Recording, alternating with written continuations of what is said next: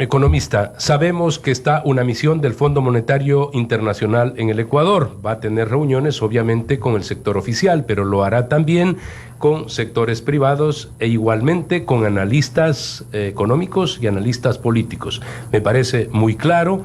Ellos lo que quieren es observar cuál es el escenario real del Ecuador para luego ver si pueden llegar pues a firmar con el gobierno, me imagino, una carta de intención. El Ecuador necesita de créditos y el Fondo Monetario es el que nos puede suministrar. Además, la calificación del fondo como auditor permite que los otros multilaterales también lo puedan hacer. Pero para eso tiene que haber qué tipo de demostraciones, economista. Sí, Fernando, gracias. Saludos cordiales a ustedes y a la gente que escucha el programa.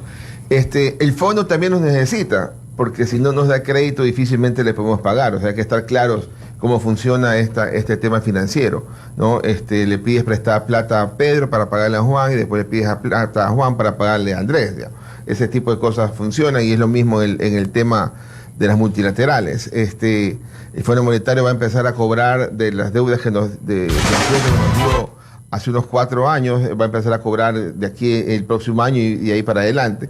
Por lo tanto, le interesa también tener a un país que esté andando y con capacidad de conseguir financiamiento para poderle pagar a ellos también.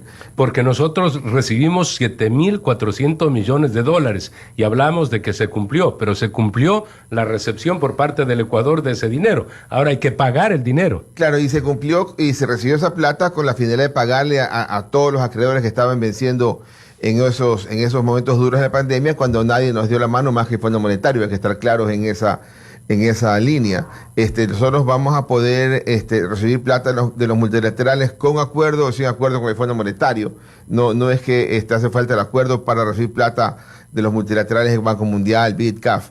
Pero sí nos sirve el Fondo Monetario específicamente para mejorar la relación con los tenedores de deuda externa, que es un espacio mucho más grande para poder recibir financiamiento, que hoy día está en una ventana cerrada porque el riesgo del país puede haber bajado 1.000 puntos de 4 o 5 meses para acá, pero todavía ubicándose en 1.200 puntos, aunque llegara a 1.000 puntos sigue siendo muy caro para poder conseguir plata a niveles de 12, 14 o 15%.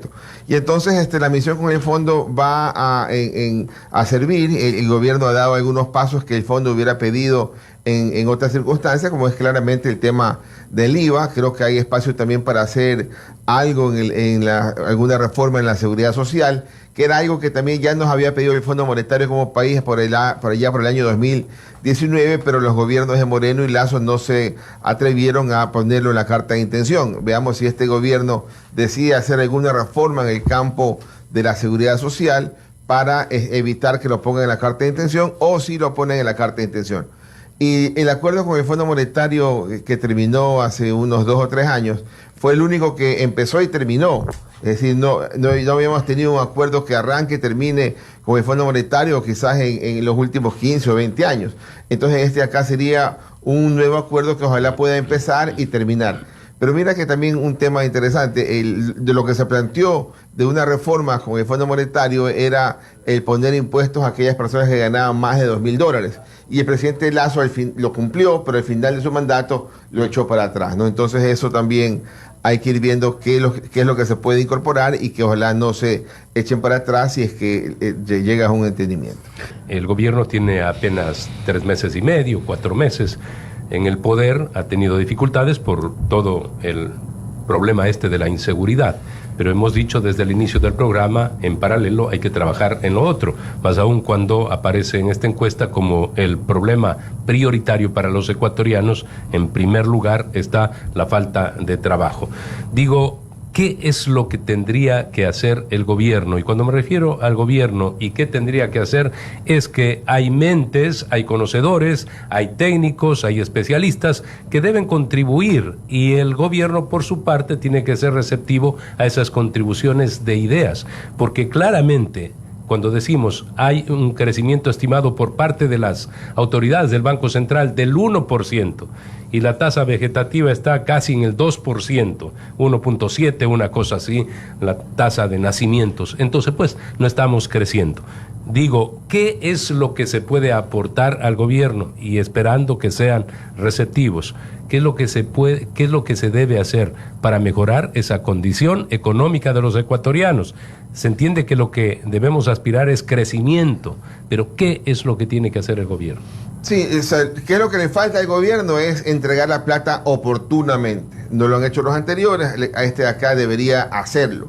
O sea, si tienes la plata que recaudas, de una vez paga tus atrasos, de una vez empieza a dar los recursos a las áreas prioritarias, al menos para que ahí pueda sentirse algo de reactivación, para que la gente, si le pagas a un proveedor y el proveedor entonces le paga a su vez a sus proveedores y esto le pagan a la banca, la liquidez empieza a dar vueltas y a circular y la banca también va a decir, ya tengo algo de recursos que le cobré a ese cliente que está amoroso, entonces ya voy a poder quizás dar otra vez crédito, porque plata de alguna forma hay, digamos, cuando uno mira la liquidez en la economía son casi 80.000 millones de dólares, de los 80.000 millones de dólares casi 20.000 millones el Banco Central las cataloga como plata en efectivo, que 10.000 millones están en el cuenta corriente y por ahí 40.000 están en el cuenta corriente y por ahí 40.000 millones están en depósitos. Entonces, ¿qué es lo que ocurre? Esa plata debería tratar de encontrar el sistema financiero para que eso se dinamice en la economía y pueda traducirse en crecimiento económico también. Porque hasta ahora, al mes de febrero, el crecimiento del crédito está en el 9%. De un año al otro. El año 2023, en el mismo febrero, crecía la economía, crecía el crédito 14%. Y 2 años atrás crecía 17%. Entonces estamos creciendo demasiado lento en el crédito. Y si uno no crece en crédito, obviamente tampoco crece la economía. Si uno no crece en ventas, tampoco crece la economía. Entonces sí nos falta dinamizar la economía y eso también se logra desde el gobierno entregando plata puntual y pagar atrasos, ¿no? Que es lo que seguramente están tratando de hacer desde el Ministerio de Finanzas, pero le falta mucho más en esa línea. Se habla de 5.500 millones de dólares de atrasos. Eso es lo que arrancó el año. Si uno toma, y es un buen punto, el reporte de deuda del Ministerio de Finanzas dice cuántas eran las deudas del ejercicio 2023 y cuántas eran las deudas pasadas, sumabas esos dos, son 5.500 millones de dólares que usted acertadamente menciona, Fernando. El precio del petróleo está en el orden de los $86 el petróleo, estaba presupuestado menos. Esto es un oxígeno para el gobierno ecuatoriano. Sí, pero Fernando, ahí 83, digamos, que está el precio del petróleo. El castigo promedio del año pasado fue $9. Los castigos recientes, digamos que sean $6. Con el precio más alto, me imagino que el castigo deberá andar entre $8 y $10. Pero pensemos, para hacerla fácil, que son $10. Ese 83 se vuelve 73.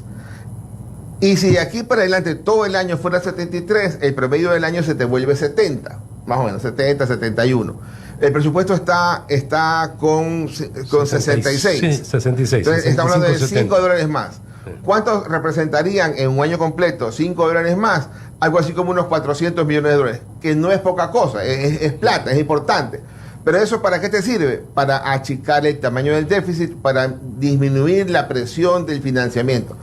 Y alguien que yo podría decir, de los 400 millones que vamos a tener, 100 millones démosle, por ejemplo, a desnutrición crónica infantil. Pero no puedes decir todo va para allá porque te va a faltar plata de financiamiento. Si logró lograr algo sin financiamiento, entonces uno sí dice, esa plata sí es extra, entre comillas. Agradecemos la presencia aquí en Radio Centro del economista Fausto Ortiz, muy amable, hemos abordado los temas fundamentales del momento en esta materia. Muchas gracias.